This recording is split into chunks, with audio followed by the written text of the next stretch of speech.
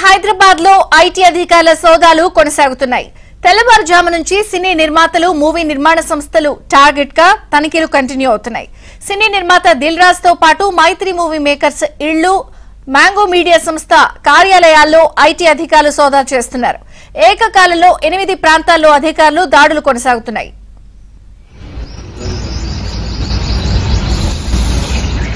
అదే కొంచెం అధికారులు అయితే చిన్నగా చేస్తున్నట్టు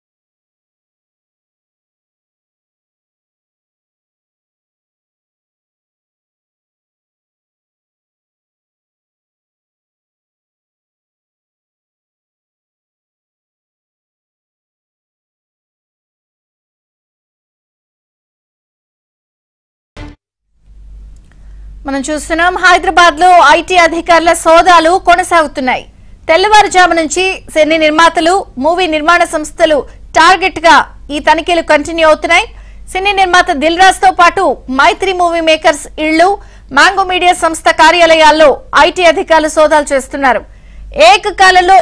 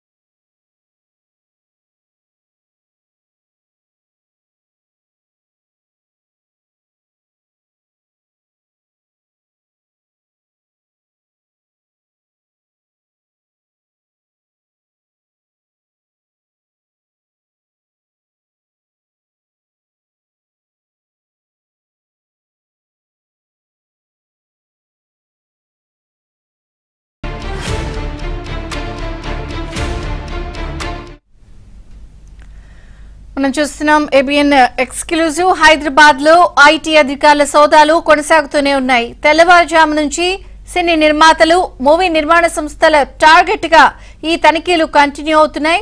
సినీ నిర్మాత దిల్ రాజ్ తో పాటు మైత్రి మూవీ మేకర్స్ ఇళ్లు, మ్యాంగో మీడియా సంస్థ కార్యాలయాల్లో ఐటీ అధికారులు సోదాలు చేస్తున్నారు. ఏకకాలంలో 8 ప్రాంతాల్లో అధికారులు దాడులు కొనసాగుతున్నాయి.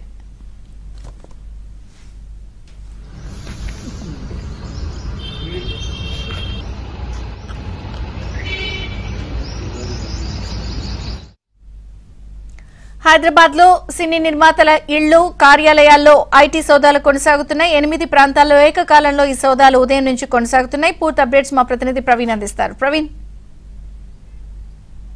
హైదరాబాద్ లో దాదాపు 8 ప్రదేశాల్లో 55 బృందాలుగా విడిపోయి ఐటీ అధికారులు కూడా సోదాలు కొనసాగిస్తూ ఉన్నారు. ముఖ్యంగా హై బడ్జెట్ మూవీస్ ఏవైతే సంక్రాంతికి రిలీజ్ అయ్యాయో ఆ సినిమాలకు సంబంధించినటువంటి నిర్మాతలను టార్గెట్ గానే ఇప్పుడు ఐటీ రైడ్స్ కూడా కొనసాగుతున్నటువంటి పరిస్థితి కనపడుతుంది.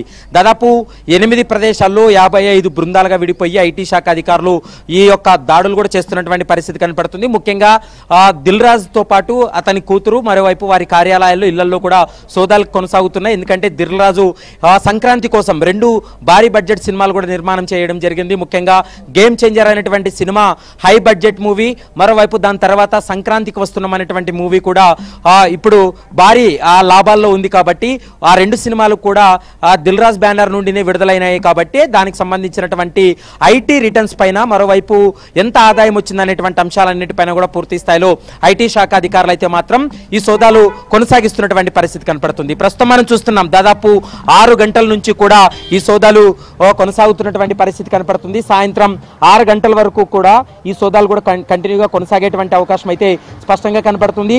ఇప్పటి వరకు 2 సినిమాలకు సంబంధించి కూడా కొన్ని కీలకమైనటువంటి పత్రాలను కూడా స్వాధీనం చేసుకోవడం జరిగింది. వాటికి సంబంధించి కూడా పూర్తి స్థాయిలో సినిమా నిర్మాణానికి ఎంత అయింది, వాటికి సంబంధించి ఆదాయం ఎంత వచ్చింది అనేటువంటి అంశాలకు సంబంధించి కూడా పూర్తి స్థాయిలో ఆరా తీస్తున్నారు.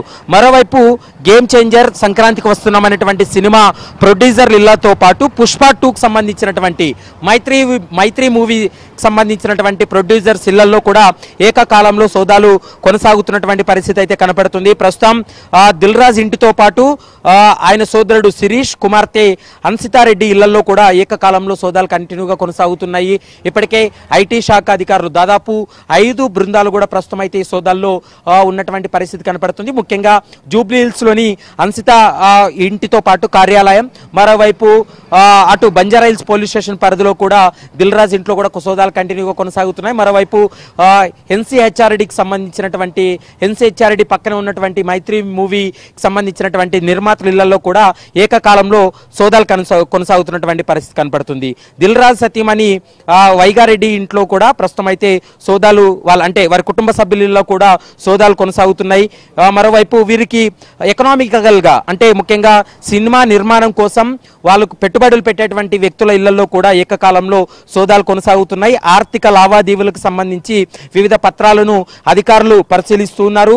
మరోవైపు పుష్ప 2 కూడా ఇటీవల కాలంలోనే భారీ బడ్జెట్ మూవీ, మరోవైపు పుష్ప 2 కూడా పెద్ద ఎత్తున అంటే దేశవ్యాప్తంగా పాన్ ఇండియా మూవీ కావడంతో వాటికి కూడా వాళ్ళు పెట్టినటువంటి వ్యయానికి వచ్చినటువంటి ఆదాయం చాలా ఎక్కువగా ఉంది. కాబట్టి పుష్ప 2కి సంబంధించి కూడా పూర్తి స్థాయిలో నిర్మాతల నుండి కొంత సమాచారాన్ని రాబట్టేటువంటి ప్రయత్నం చేస్తున్నారు. ఎంత పెద్ద మొత్తంలో ఇప్పటి వరకు లాభాలు వచ్చాయి, ఎంత వరకు వీళ్ళు ఈ సినిమా కోసం ఖర్చు పెట్టారు, బడ్జెట్ ఎంత ఉంది, ఎంత ఆదాయం వచ్చింది అనేటువంటి అంశాలన్నిటిపైన కూడా పూర్తి స్థాయిలో ఆరా తీస్తున్నటువంటి పరిస్థితి కనపడుతుంది. మరోవైపు గేమ్ చేంజర్ కావచ్చు, సంక్రాంతికి వస్తున్నాం, ఈ 2 సినిమాలు కూడా సంక్రాంతి పండుగకు వచ్చాయి. కాబట్టి ఈ 2 సినిమాల్లో గేమ్ చేంజర్కు పెట్టినటువంటి పెట్టుబడి ఎంత, వాళ్ళకు వచ్చినటువంటి ఆదాయం ఎంత, సంక్రాంతికి వస్తున్నాం అనేది బడ్జెట్ చాలా తక్కువైనప్పటికీ కూడా చాలా ఆదాయం వచ్చింది. కాబట్టి ఇప్పటికీ కూడా ఆదాయం ఇంకా కంటిన్యూగా కొనసాగుతుంది.